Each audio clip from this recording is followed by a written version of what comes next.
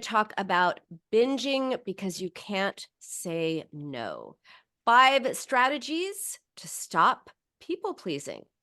So let's just dive right in. By the way, if you are here on Instagram, feel free to drop a comment or a question. If you are listening on Voice America Live, you can always call into the show if you have something to say. The number here is 866-472-5792. Okay, now we're diving in. So have you ever felt crushed beneath a load of obligations and responsibilities? You feel like you're caught in a cycle of people pleasing that leaves no room for your own self-care. If so, you may be dealing with a sense of over responsibility. And that is a condition that is often rooted in past trauma. And remember, there are 2 kinds of trauma, big T trauma and little t trauma. And this leads to obligation, overload, and binge eating as a way of coping. So, what is people pleasing? It means you're constantly trying to please others. You're trying to take on more responsibilities than you can manage, or even you feel responsible for things that are not your responsibility, but it feels like it is. And that leads to a sense of overload, overwhelm, over responsibility, and can trigger unhealthy coping strategies like binging, because binging is a coping strategy, not an addiction. It's not about willpower. It's not about control. It's not even about food. It is a coping strategy. So if you're coping with people pleasing and over responsibility, I'm going to give you 5 strategies to overcome this. And the first one is just recognize the symptoms of over responsibility, because everyone feels responsible, everyone feels overwhelmed at some point. But chronic feelings of over responsibility, that is more than just a temporary state of being stressed out because of situation or circumstances. It's obligation overload, essentially, and it manifests in different ways, but it's really important to know how it manifests because it does have different signs and symptoms for different people. So let's take a look at some of the common reasons that will show you that you are actually overly responsible. So the first one is setting high expectations. A common symptom of over responsibility is when you set often impossibly high standards for yourself, as if you're Atlas holding up the weight of the world. Was it Atlas who held up the weight of the world? I think so. Um, and and and you always feel as if you're the world is on your shoulders. Everything is your responsibility. You got to take care of everyone, and that everything is somehow either your fault or your responsibility. And you might feel like you need to excel at everything, large or small. Um, it's this constant pressure to be perfect and take care of everything and everyone that makes you feel stressed, sometimes all the time. And that stress, if you don't have a way to de-stress, to relieve your stress and anxiety or just calm down, you might turn to food for that purpose. So that is one connection between obligation overload, we'll call it, and binge eating. Another one is excessive worrying about outcomes.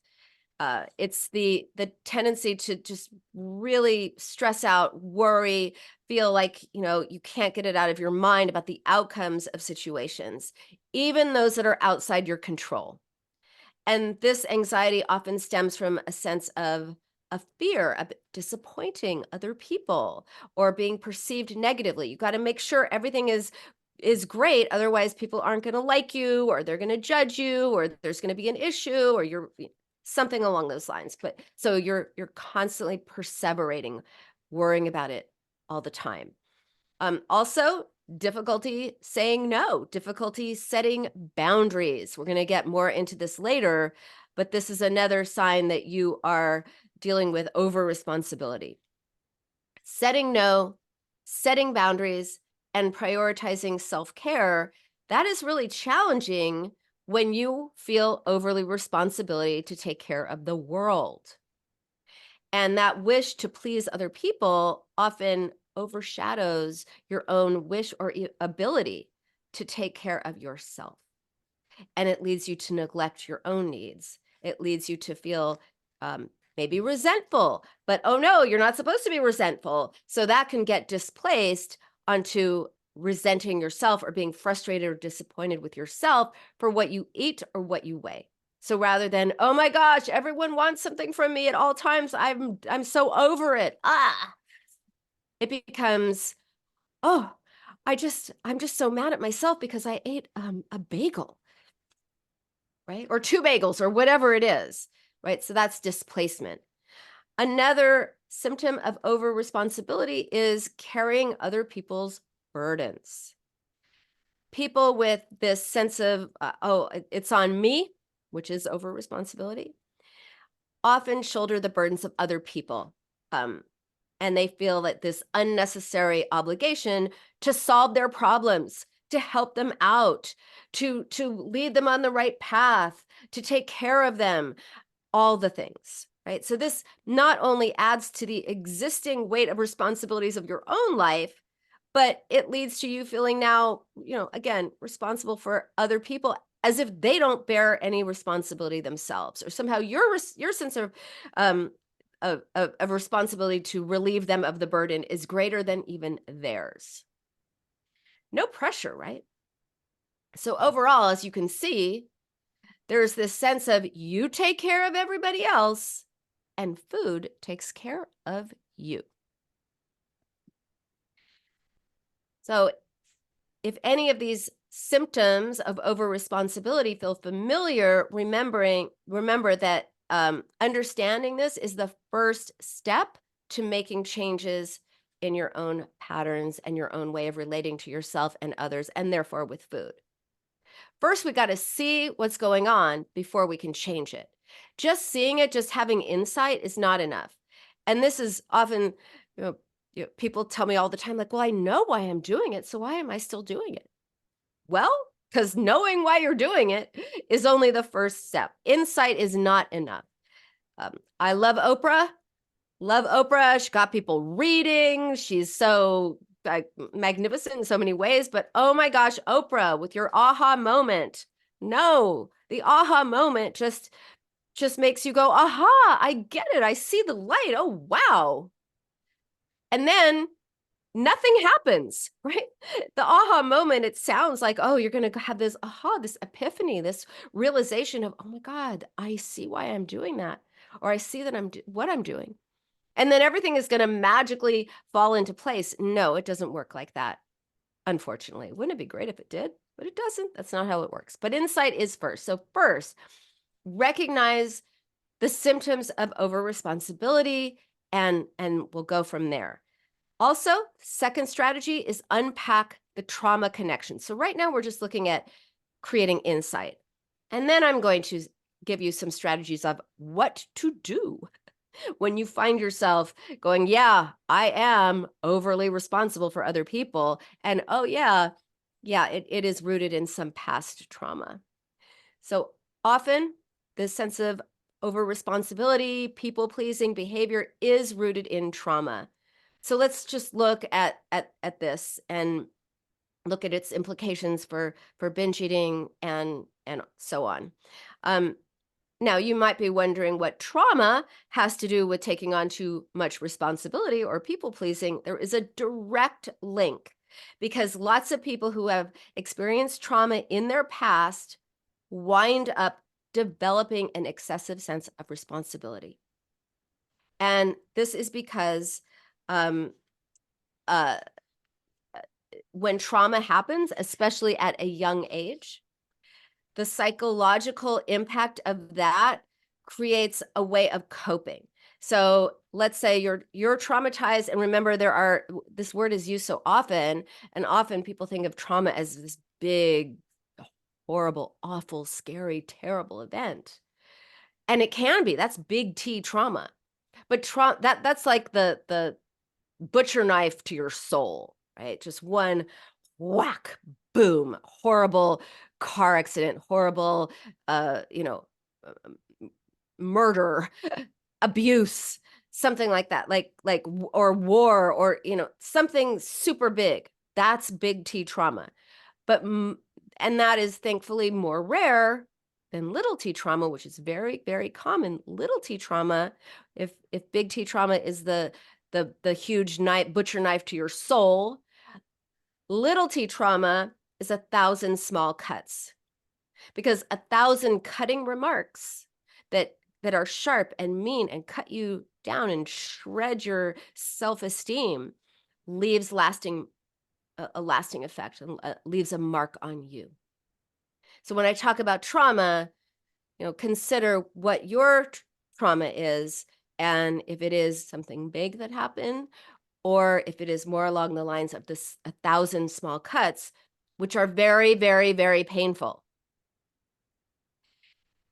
So when you are a survivor of trauma, you try to ensure that everyone around you is happy and that they approve of you, so that they don't re-traumatize you, so they don't say something mean. By people pleasing, you're trying to prevent a traumatic experience. If you just make everyone happy, they're going to be good with you, right? And then daily life becomes a minefield of shoulds.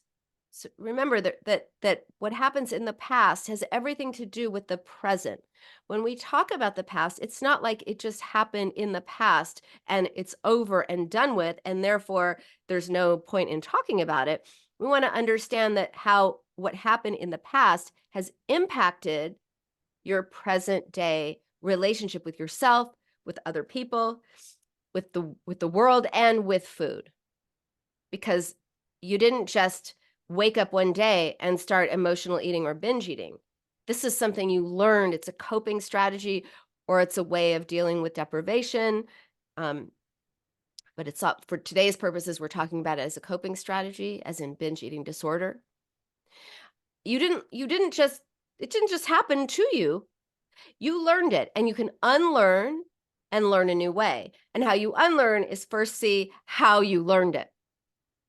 And traumatic events of the past, traumatic relationships, difficult relationships, not feeling like you're good enough, not feeling like you can do anything right, feeling as if you have to walk around on eggshells to be accepted, feeling as if you have to perform to be loved. All of these experiences are actually traumatic experiences. And so this turns into people pleasing later in life. You try to make everyone happy socially, professionally, in your family. You just have to ensure that everything is right or perfect for everybody else, so that no one's going to think badly of you or treat you badly or say anything. How well does that work, by the way? Not so well. It's overwhelming to be people pleasing all the time. And, again, you give and you give and you give and you give. What happens? You are depleted. You are empty. And sometimes the only thing that you can literally take in is food. So let's just talk a little bit more about the types of traumas. One particular type of trauma that can contribute to over responsibility is growing up in a chaotic or unpredictable environment.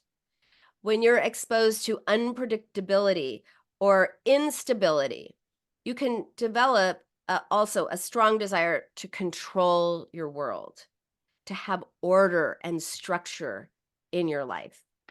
And that leads to hypervigilance, and a need to take charge of situations, because if you grow up in a chaotic environment, you can't really trust people to take care of you the way you need. It's all chaos. You create rules for yourself that you alone have to implement. And then that might mean taking on responsibility that's not yours. And it creates a belief that you have to be in control at all times to prevent chaos or to prevent any kind of harm from occurring. So when you grow up in chaos or instability, leads to really wanting to micromanage your life. And you could see what the like the stakes are really high. It's like either you control everything and you take care of everything, or chaos ensues. Hey, no pressure. Also, having a traumatic event, big T trauma as well as little t trauma, that involves a loss of control or power. This is often what happens in abuse situations, contributes to that sense of over responsibility. Children often feel responsible for what happens to them. They do not have the wherewithal to say, oh my gosh, this adult took advantage of my situation as a child. How could they have done that to me? Children think, what is it about me that made them treat me this way? So now they feel responsible in part for the abuse, and then they feel responsible to stop the abuse. In fact, many survivors of abuse will say as adults that they still feel like somehow it was their fault. That they still think somehow they should have done something to prevent the abuse. You know? There's over responsibility right there. So whether it is an unstable, chaotic environment or outright abusive situation, they both lead to this need to micromanage situations or take on tasks that are not your responsibility as a way to avoid feeling vulnerable and feel empowered and safe. So trauma creates a really deep-seated fear of being powerless. Being powerless and helpless is one of the worst and most scary experiences a human can have. It's absolutely horrible. And by the way, I talked about displacement a little while ago, but often we displace powerlessness or helplessness over certain aspects of our lives onto food. So instead of feeling like, oh my gosh, there's a corporate merger and there's nothing I can do about it, I feel so helpless and powerless. It becomes, yeah, whatever with the corporate merger, but I've got to control food. I mean, I feel so helpless over food. Let me control that. So it's a displacement that gives you hope that, hey, at least there's something you can feel in control over, rather than coping with and dealing with how hard it is to feel that sense of powerlessness. So being powerless and having that sense of powerlessness is scary and horrible and awful. And it leads a lot of people, as a way of coping, to taking on more responsibility than is theirs. And then they feel overwhelmed, they feel stressed, they feel resentful, but they don't know how to metabolize those thoughts and feelings, and end up taking it out on themselves by eating and then getting mad at themselves for eating. So those are the first two strategies to stop people pleasing, are to recognize the symptoms of over responsibility and really unpack that trauma connection. The third, now we're coming to what do we do? The third is to set boundaries to protect yourself. In other words, stop the shoulds. Shoulds are internalized beliefs and expectations that we impose on ourselves. I should do this. I should take care of that. I shouldn't this. I should eat this, but not that. Okay? So don't should on yourself. My professor in grad school said that, and I just thought he was the most clever person in the world. And then I later found out it's a really common expression. But take it to heart. Do not should on yourself. So unfair to yourself. So we feel this need to conform or do or take care of or what have you. We feel overly responsible for others. And it's a state where you feel like you've got to take care of many things, often at the cost of your own well-being. So if you consistently find yourself saying yes when you really want to say no, you may be a people pleaser. You may be conditioned to be a people pleaser for all the reasons that I just went over. And of course, this comes with exhaustion and resentment and all the things that then you cope with food. So when we overlook our own needs to meet the needs of other people, it is a sign that we are neglecting ourselves. We take care of everyone else and we feel depleted, and food takes care of us. This is not a good state of affairs. So setting boundaries is a necessary step to stop this responsibility, obligation, overload, and to stop, which of course, stop binge eating, because that's what leads to binge eating as a way of coping. So initially, let's just understand what it means to set boundaries, because boundaries is a very popular word right now. Everyone's talking about boundaries, setting boundaries. But what does it really mean? So it's about recognizing your personal limits and taking actions that conserve your emotional, mental, and physical energy. It's about standing up for yourself and expressing your needs and wants in a proactive way. It's about having the right to have rights. I often tell people that they need to give themselves a personal bill of rights. You know, as if it's because it can feel as if everybody else in the world, in their world, has rights. They have the right to be heard. They have a right to do what they want. They have the right to see the movie they want to see. They have a right to walk all over you. They have a right to whatever it is they want. And that they feel like they, dealing with these people, have no rights. So you got to give yourself the right to have rights.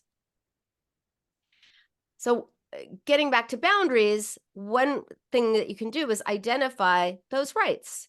What are your needs? What are your values? What do you want to do? What do you not want to do? What's important to you?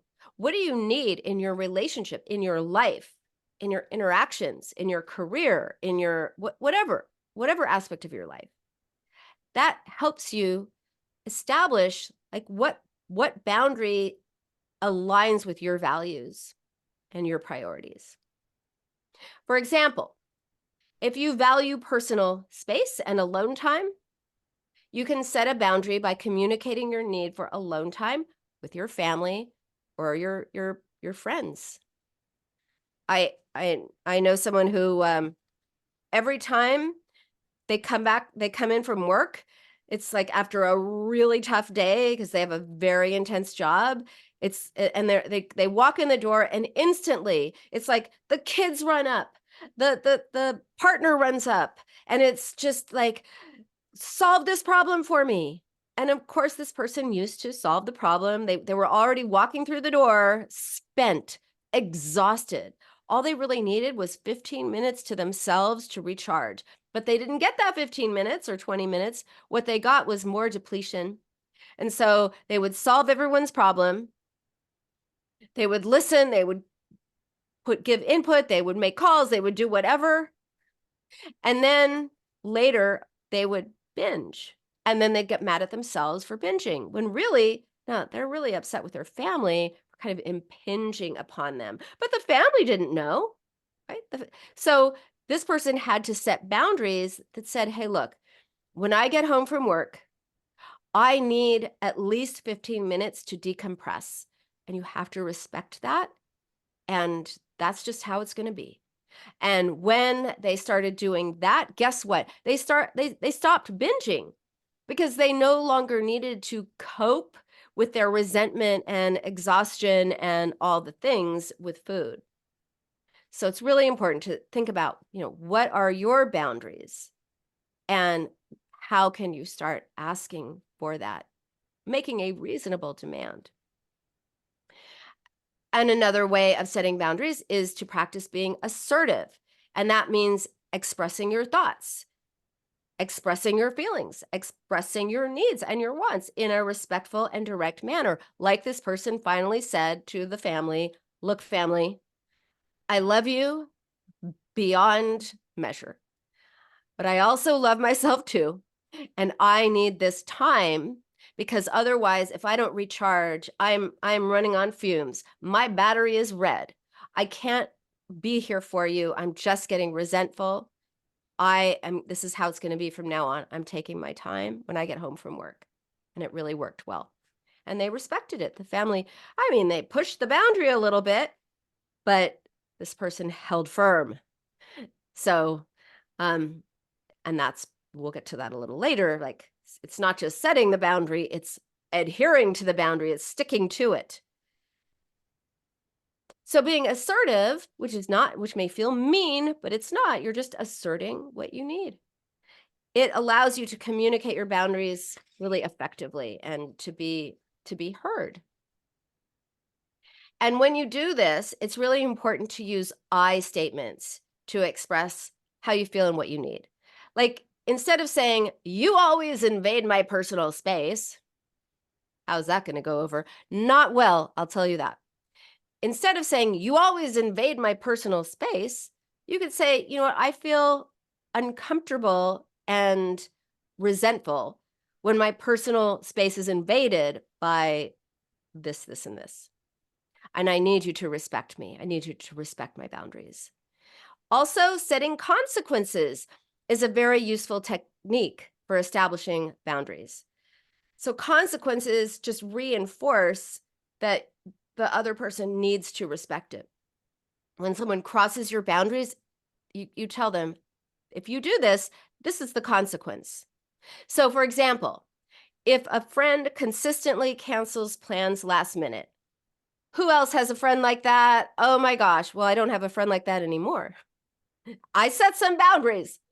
If a friend consistently cancels plans last minute, you can let them know that if they continue to do that, you're going to make other plans without them, or you're not going to make plans with them. And I'm almost out of time, but I just want to say this. We're taking the break. I'm not out of time for the show.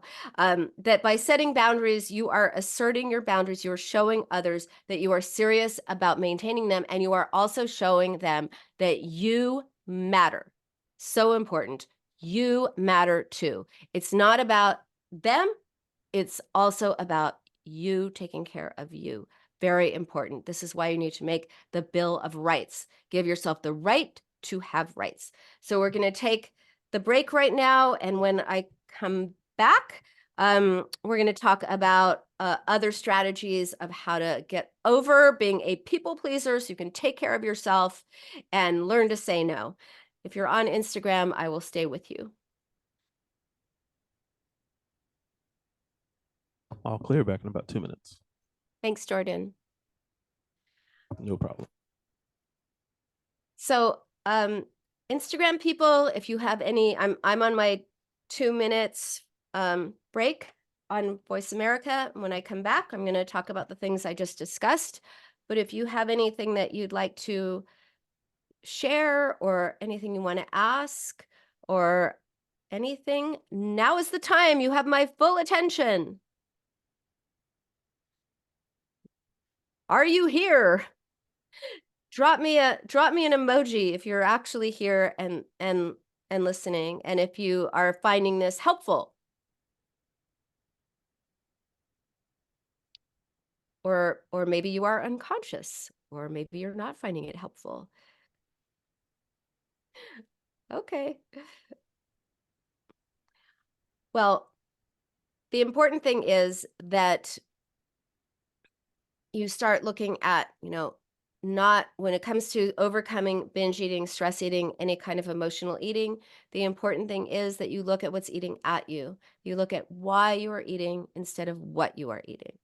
And often people pleasing, which I'm talking about today, is a way of coping, just like binge eating is a way of coping, but it ends up hurting you and depleting you.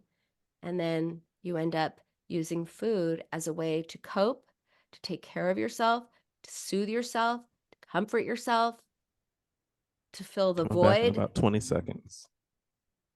To fill the void that is there because you've given everything to everybody else. All right, we're about to come back.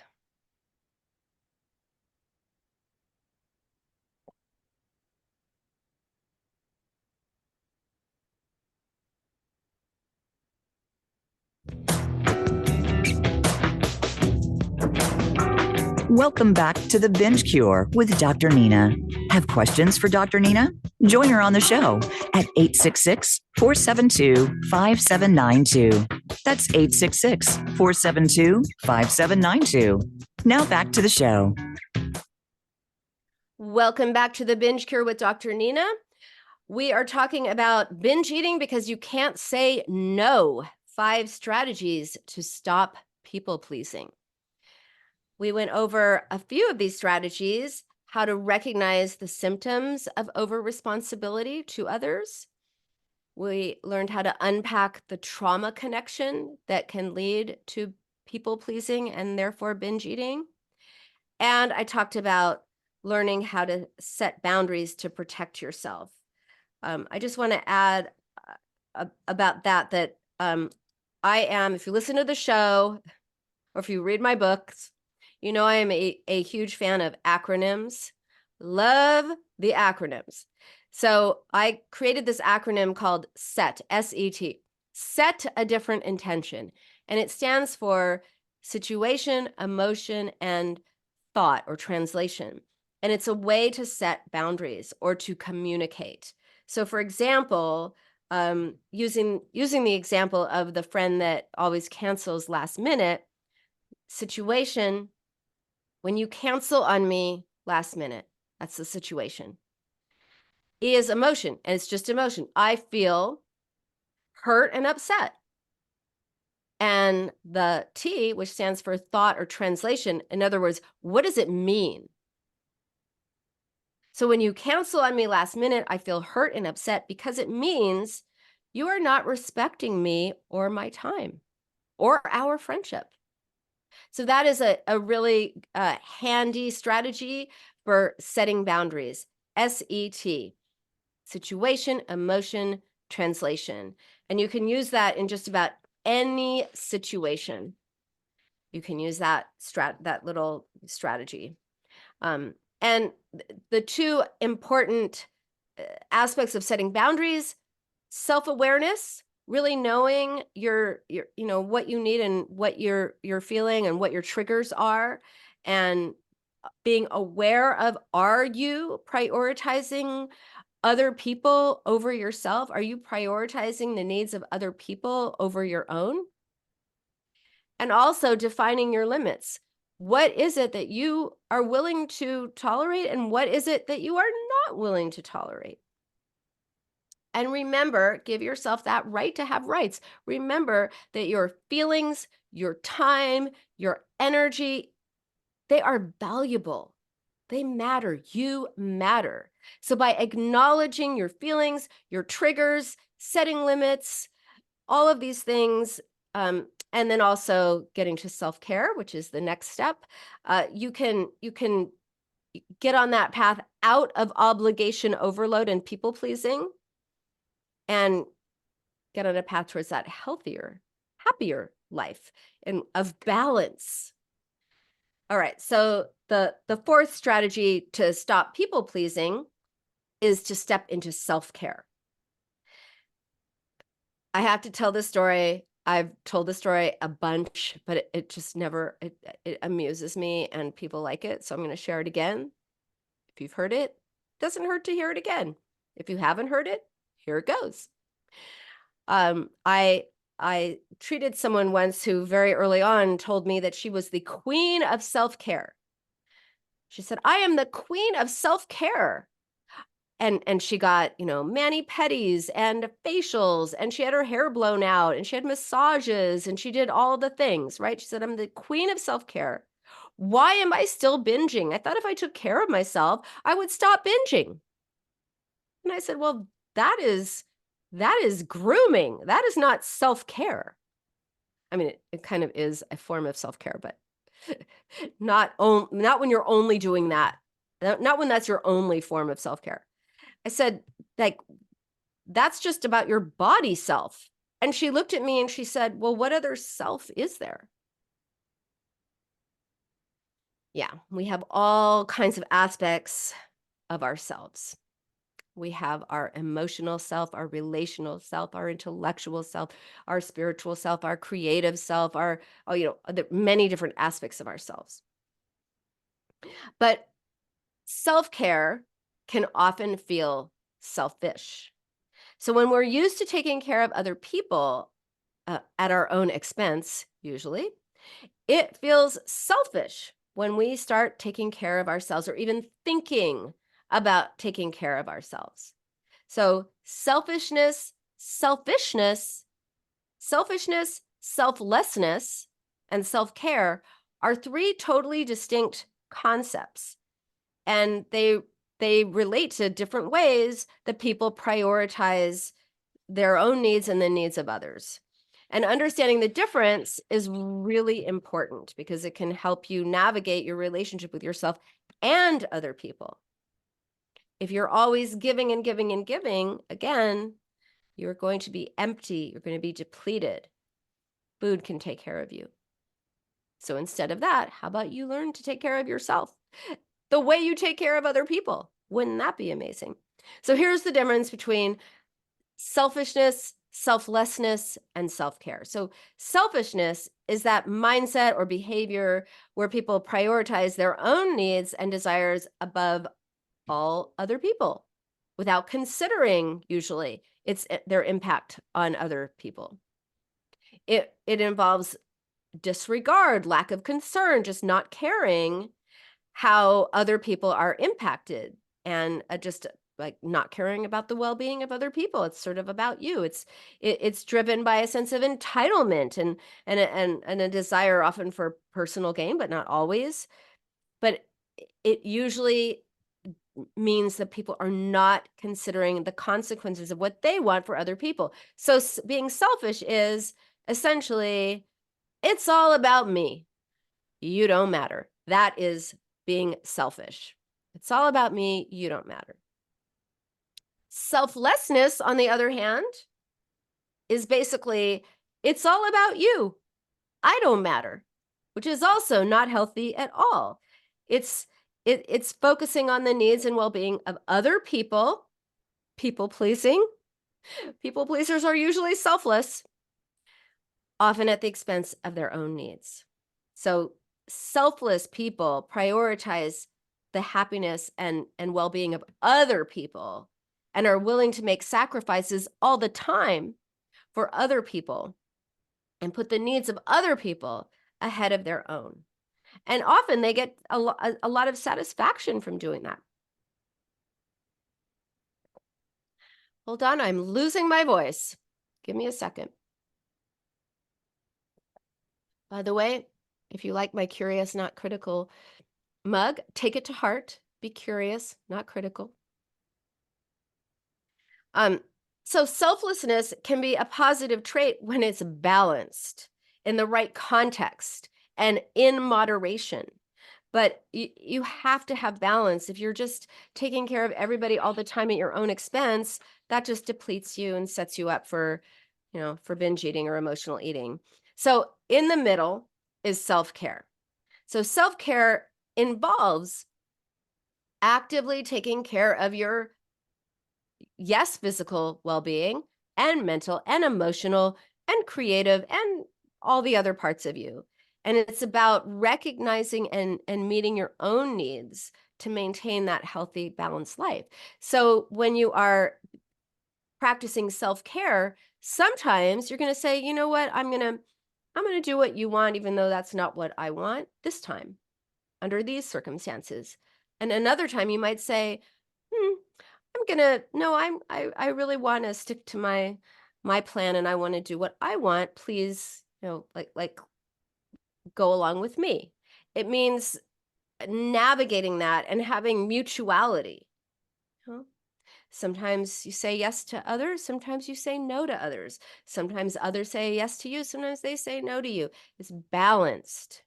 It's not about being selfish. It's not about neglecting other people. It's about making sure that you are in a good place to be able to live your life and take care of other people if that's what you want, but not to an extreme. It means setting boundaries, being self-reflective, doing things that promote personal growth and well-being. That's self-care. And by doing all of that, you can recharge, reduce stress, prevent burnout. By the way, if you're always taking care of other people and you're constantly stressed out and anxious, sometimes people use food to sedate themselves, right? Or they're exhausted. Talked about this a little bit last week. Or they're exhausted because they're just completely thrashed. They're doing everything for everyone and they're just spent and exhausted. So what do? They ate a bunch of chocolate or something with sugar to wake themselves up. So it could be that you're using food as a way of soothing yourself emotionally, but also sedating yourself physically or giving yourself energy. All of these are the wrong responses to your needs, but also we want to prevent you from getting into that position in the first place, from giving and giving and giving and giving until you're just at that place of exhaustion or anxiety. So, by prioritizing self-care, which is being good to yourself, you actually can better meet your needs, have more energy, and have more resources, ironically, have more resources to support other people when you choose to take care of them. Because again, it's that mutuality, it's that give and receive that's so important in relationships. So for all of these reasons, self-care is not a luxury. It is not an indulgence. It is not selfish. It is a necessary practice for creating balance in your life, in all areas of your life. And it also promotes self-respect. When you take care of yourself and you prioritize your own needs and do things that bring you joy and bring you fulfillment, you're affirming that you matter. You're affirming your right to have rights. And you also send a message to other people that you matter. Yeah. And that's a very important message because you do matter. And when you sacrifice yourself to take care of other people, you're giving yourself and others the message that you don't matter. And that feels terrible. And you can't feel terrible and feel good at the same time. So often you feel terrible, dispirited, like, frustrated, burnt out, sad. And that's when food becomes comfort, distraction, numbing, rewarding, celebrating, filling the void, all the things. Okay, so you know that self-care is important, but you haven't been practicing it. So let's just talk a little bit about, well, how do you do self-care? Let's talk about physical self-care. That means taking care of your body, exercising, getting good nutrition, getting enough sleep, listening to your body's needs, and prioritizing activities that promote your physical well-being. Emotional self-care, paying attention to what you are feeling and nurturing yourself. Taking steps to nurture your emotional well-being is so important. So often we dismiss ourselves. We tell ourselves, that shouldn't matter. I'm overreacting. I'm dramatic. I'm whining. No, if you feel something, it needs your attention, not your condemnation. So, do some journaling, talk to a friend that you trust or a therapist. Join my Dr. Nina's Food for Thought community on Facebook. Connect with other people and share. Okay. Mental self-care. That's taking care of engaging yourself in mentally stimulating things, whether it's reading books or doing puzzles or learning something new or writing or whatever it is, it's kind of mentally engages you. That's so important. Social self-care. Creating healthy relationships and connections with other people, spending time with people that you feel safe with, that you love, that you care about, that can nurture you too. Having meaningful conversations, all of those things. And if you don't have that in your life, try meetups. Again, join the Dr. Nina's Food for Thought community. People all over the world are there. You're going to meet someone you're going to relate to. So when you have social self-care means that you are surrounding yourself with people who can support you and uplift you and all of that rather than drain you because you're people pleasing them into being completely spent and frustrated and empty. Spiritual self-care, if that's your thing, engaging in practices that align with your spiritual beliefs, whether that is meditation or prayer or religious gatherings. For some people, that's spending time in nature, which can be a spiritual thing. I personally like to go and hug trees in my backyard. It's true. There's something about trees. They just feel like these wise beings. I know, it's weird. I thought if you had told me that I was gonna be a tree hugger before the pandemic, I would have said, "You're on crack, surely." But no, love hugging trees. To me, that's like almost a spiritual feeling. Professional self-care, taking steps to make sure that you don't burn out at work or that you have a job or a profession that fulfills you. And at work, making sure that you're not people pleasing there, right? So that's really important. Financial self-care. These are all forms of self-care that are so important. Taking responsibility and control of your financial well-being, creating a budget, saving, managing expenses, all of those things. Taking care of your money is also self-care. Environmental self-care means creating a nurturing and peaceful environment that supports your well-being. One of the things I recommend is find a space in your house where you could just relax, like a cozy, special, it doesn't have to be a whole room. It could be a corner of a room, just some place, or it could be outside where you can just kind of relax and recharge. So you're not using food for me time or recharging time. You're taking care of, yourself in that way. It's so powerful. Decluttering your living space or making it prettier or more attractive. These are all ways of taking care of your environmental self and surrounding yourself with things that bring you joy and getting rid of things that do not. Again, spending time in nature, appreciating the beauty of your surroundings so that you can feel good. When you feel good, guess what? You don't need food to escape or soothe or comfort or do all the things that it does for you. Because again, binge eating is not an addiction. It is not about control or willpower, even though it sure feels like it. Yes, it feels like it. It's a way of coping with something. All right, last, give yourself permission to recharge, which is definitely related to self-care. You have probably heard the saying, you cannot pour from an empty cup. An empty vessel cannot serve, I believe is a quote from the Bible, but I could be wrong. And this really resonates when it comes to the tendency of being overly responsible and the energy drain that comes from people pleasing and just giving and giving and giving and giving. If you don't allow yourself to relax, to recharge, you may use food for that purpose.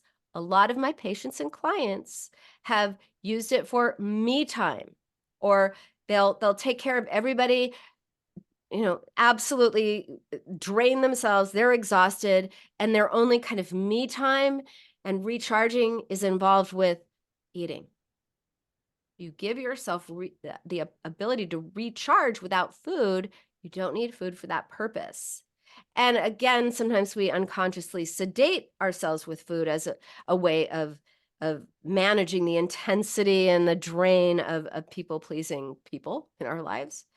So giving yourself permission to recharge, that doesn't just mean get enough sleep or catch up on sleep or spend an hour reading. It means stepping away. Oh, this is a hard one for so many of us. It means stepping away from the pressure of those obligations, of those shoulds, and actively investing time in replenishing your cup, your mental and emotional cup. Or let's call it a reservoir. Let's make it bigger. You can create rituals to recharge. That can be an effective way of doing that. That could mean just scheduling a regular kind of self-care date. Or like I said before, setting up a cozy corner of your home where you could just be and and recharge. If you're running on fumes, if your battery is red, you need to recharge. Or doing something that you love after a long day. You know, like I used to watch Friends. I would come home when I was an intern, I would come home and I would be so fried. And for some reason, watching Friends reruns just made me happy. It was like, oh, I'm with my friends. It made me happy. So just find whatever it is for you that just does that for you, that gives you a little umph after after a long day or after just a difficult time. And this is not something that I want you to look at as yet another should. Oh my God, I've got to practice self-care. I need to do that. I should do that. No, this is a gift that you are giving to yourself. This is an opportunity that you are giving to yourself to relax, to feel comfortable. And so just be gentle with yourself, be flexible, and figure out what works best for you. Maybe you recharge by watching Friends. Maybe you recharge by going on a power walk. That's what I do now. Now I go on a power walk. It is absolutely, it feels like just, it just recharges me. What can I tell you? I go on a power walk. I listen to an Audible book. It's the best thing ever. So recharging doesn't mean just being all chill. It can mean whatever it means to you. My husband recharges by going kickboxing. So there you have it. And also, switching gears here, like don't underestimate the power of mindful rest. What do I mean by mindful rest? Well, we live in this go, go, go, hustle culture that is, we're so busy and we're in all our devices and we're just go, go, go, go, going all the time. My husband and his friends were talking about, hey, remember when we were kids? And it'd be like on a Saturday, hey, I'll, come back when their parents would say, come back when it's dark. And they would go and do God knows what. You don't even want to know what they did. But anyway, you don't have that anymore. Now it's, everyone's tracking their kids on their phones and doing play dates and doing like no one can just like, just kind of let themselves have the day. So whatever that is for you, figure out what it is. And remember, it's not about the quantity of relaxation or rest or giving yourself a break to recharge. It's about the quality. When you genuinely engage with this, even 5 minutes can be revitalizing. Yeah. Also recharge by disconnecting. I'm running out of time. It's really important to disconnect from devices that I just mentioned, whether it's stepping away from technology, reducing your exposure to the news, minimizing your interactions with people who tend to drain your energy. It's okay to say no to things that deplete you, even if those things other people think are good. It's about self-preservation. It's about prioritizing your well-being above people-pleasing others. So give yourself permission to take care of yourself. So by understanding those patterns, tracing their origins back to past trauma, learning new behaviors, setting boundaries, stepping into self-care and recharging, you're going to feel so much better and you're not going to use binging to cope. In closing, if you want a deeper dive into this or anything else that I've talked about, be sure to check out my book, The Binge Cure, 7 Steps to Outsmart Emotional Eating.